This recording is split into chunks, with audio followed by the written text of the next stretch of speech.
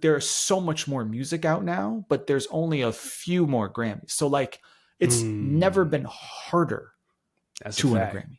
Yeah. There's so much music out there. There's an incredible amount of music out there. It took people who were talking about certain artists that, because so my son texts me first thing in the morning. I got a text at like 6:45 that just said Killer Mike, exclamation point, question mark, exclamation point.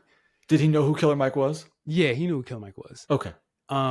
So he, my son's a big Travis fan. Made me mad because he lives in Orlando and I could have took him to that Travis stop that Kanye appeared on. Like, again, got another text super early, like Kanye was in Orlando. Like, but so we were having a conversation. He's like, man, I just wish like Travis would have won, or a couple of the nominees he liked.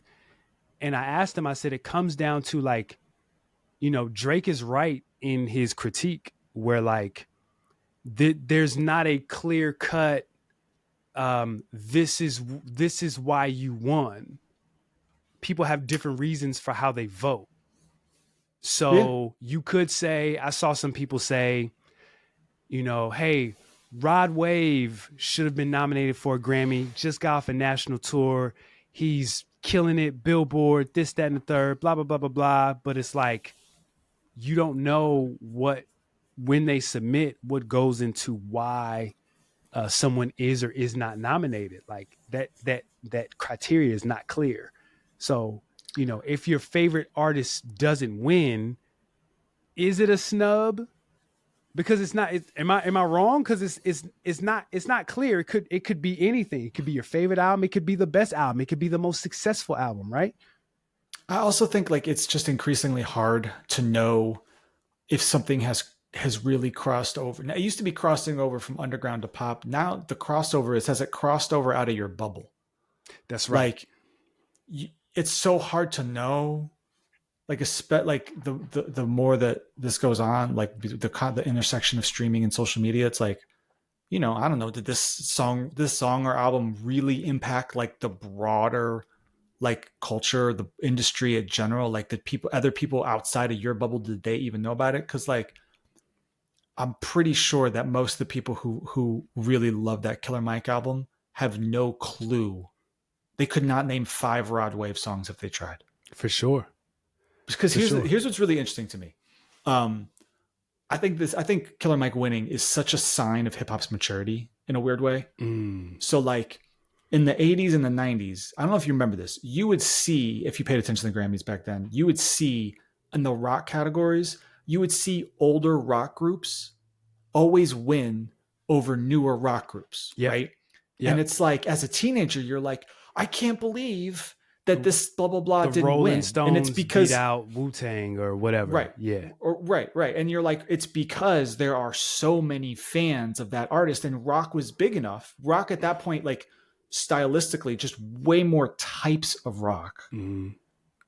Now hip hop is at that point. Mm-hmm. And so, here you are, like, look, no disrespect to Killer Mike, that album, Michael, like I liked it. I think a lot of people loved it, and it was critically acclaimed, but like that album had almost no impact on popular culture writ large, like zero. And it won album of the year in the genre that has possibly the biggest impact on popular culture outside of Taylor Swift, right? Like, put Taylor off in the corner. She's her own corner of the music industry at this point. Yeah. But like, that's kind of amazing. But that's because like what is hip hop is so much bigger and different, like in all ways that we never would have thought. Absolutely. We've talked about this ad nauseum on the show, but like you and I have talked a million times, when we were growing up, it was geographic diversity. Mm-hmm. Now that doesn't really matter. No. And it's more like, I don't know, are you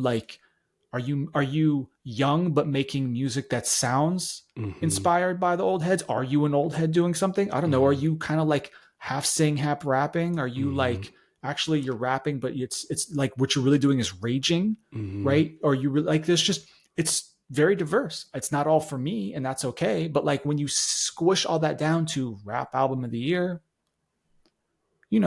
teenagers don't vote for Grammys. Like, I don't know what to tell you. You know what I'm saying? Right. It's something I didn't realize at the time, like when I was a kid, you don't really look at that and go. So like, this is just where we're at. Like, I think Nas winning for King's Disease, like I think at the time I think people thought like, oh wow, like that's really great for Nas, but like that's just the sign of like, no, like of course that makes sense. Nas fans are older and they're voting. It's the way it goes. Versus Travis Scott being nominated for 10 awards and not winning anything. Listen, that Travis Scott album is not very good. It's fine. But again, it goes back to my original point. What is the criteria? Right. Sure. Right? Because I could say, I didn't like the Killer Mike album. Yeah. But it won. So what was the criteria? Or what was the most, is it a thing where, whatever album sold the most, you know what I'm saying? Like that's the album that wins. Well, but that's what the Billboard Music Awards are for. There you go.